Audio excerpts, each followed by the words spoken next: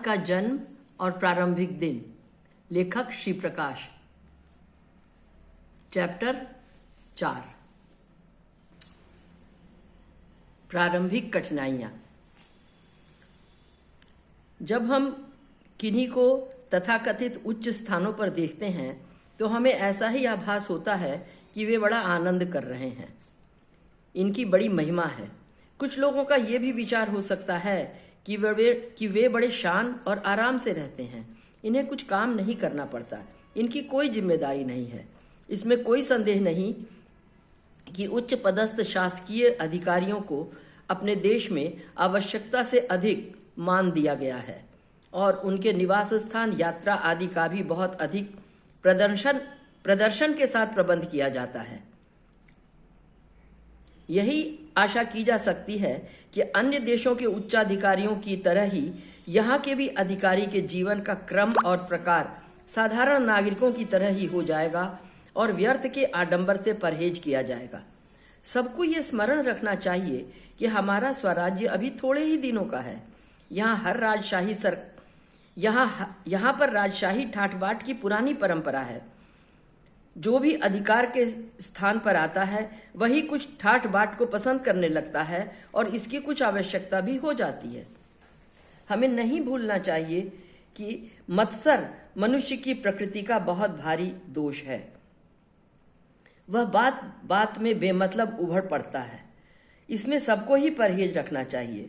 न दूसरों को ऐसा समझकर कि ये अकारण बड़ा हो गया है उससे बुरा मानना चाहिए, न किसी को ऐसा अवसर ही देना चाहिए कि दूसरे उससे बुरा माने। यह भी बात स्मरण रखने की है कि जब ऐसे लोगों से जो साथ और बराबरी के रहे हैं कोई उच्च पदस्थ हो जाता है और कोई पीछे छूट जाता है तो द्वेष पैदा होता है। यह भाव साधारणतः बहुत दूर के लोगों के प्रति नहीं होता, पास के लोगों के प्रति ही होता है। जब से हमें स्वराज्य मिला है तब से इसकी अनिवार्य आवश्यकता हुई कि भिन्न भिन्न लोग विविध स्थानों पर रखे जाएं, जहां पहले अंग्रेज ही रहते थे। स्वराज्य में यह भी आवश्यक हुआ कि बहुत से नए नए पदों का निर्माण किया जाए जहां पर अपने ही भाई स्थापित हों। ऐसी अवस्था में मत्सर का क्षेत्र बहुत विस्तृत हो गया और विगत 18 वर्षों में जब से हमने स्वतंत्रता का पद पाया है और गणराज्य यथार्थ सबके बराबर होने का रूप धारण किया है, तब से हम इस दुर्भाव का विशेष रूप से कटु अनुभव कर रहे हैं।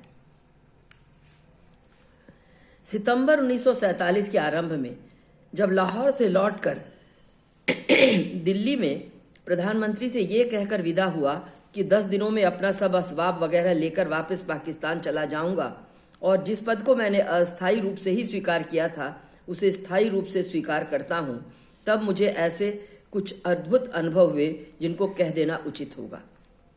संभव है कि सभी सरकारी पदों पर जाने वाले सार्वजनिक जनों का ऐसा ही अनुभव हो।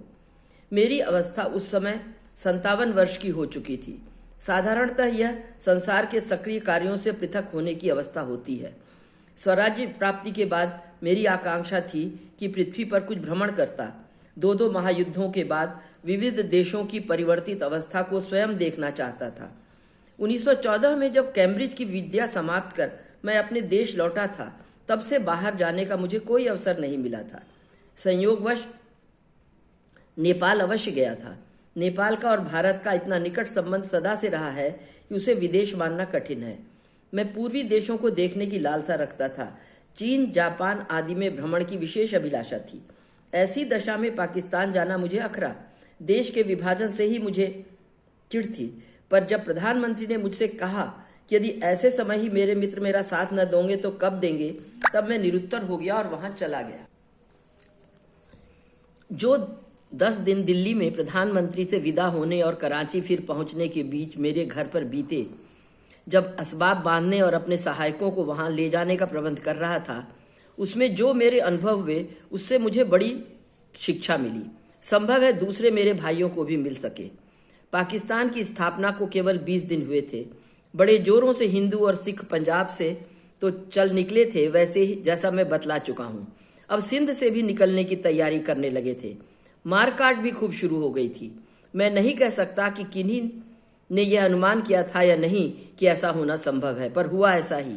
जो हमारे पुराने कांग्रेसी भाई और साथी सिंध से दिल्ली आ रहे थे, उन्होंने वहां की स्थिति के संबंध में जो कुछ कहा या न कहा हो, मेरे संबंध में बहुत सा विकार अवश्य फैलाया।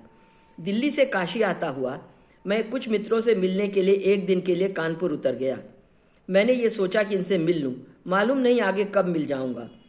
मेरे बिना कुछ कहे और जाने वहां पर मुझे इनकी तरफ से चाय पार्टी दी गई, जलपान और भाषणों का प्रबंध किया गया। इतने में उधर से सिंध, बलूचिस्तान, पंजाब आदि में मारकाट की खबरें आने लगीं। लखनऊ के एक पत्र ने मेरे लिए लिखा कि ये हाई कमिश्नर क्या बनाए गए हैं, घर पर छुट्टी मना रहे हैं। अंग्रेजों के शब्द हॉलीडेइंग का प्रयोग किया गया। पत्र में यह भी कहा कि ये अपने लिए चाय पार्टियों का भी प्रबंध करा रहे हैं।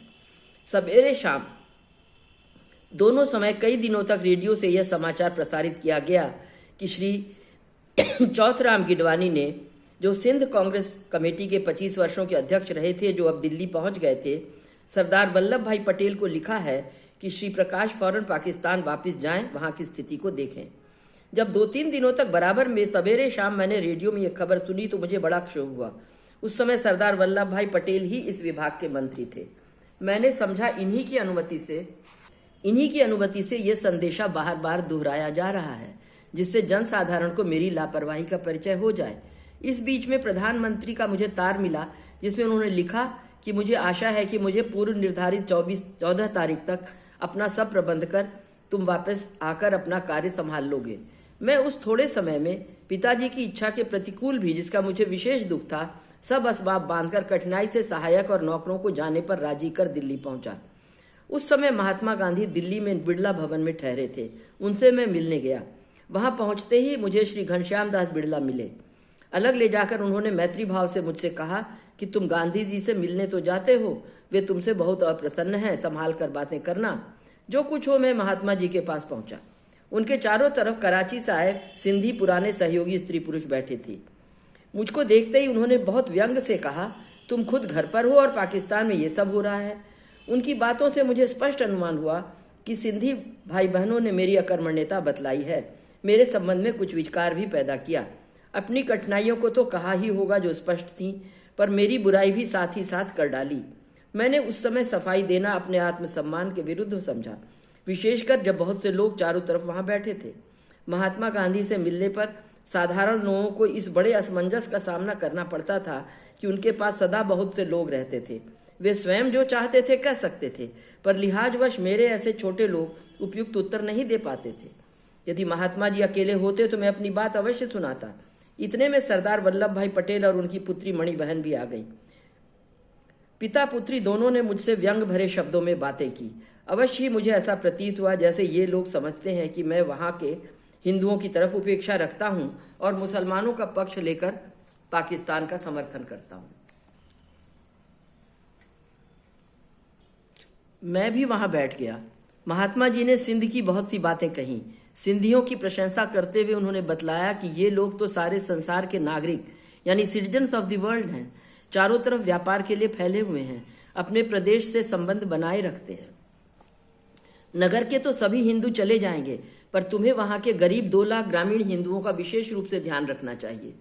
सिंध की 40 लाख की बस्ती में करीब 15 लाख हिंदू थे।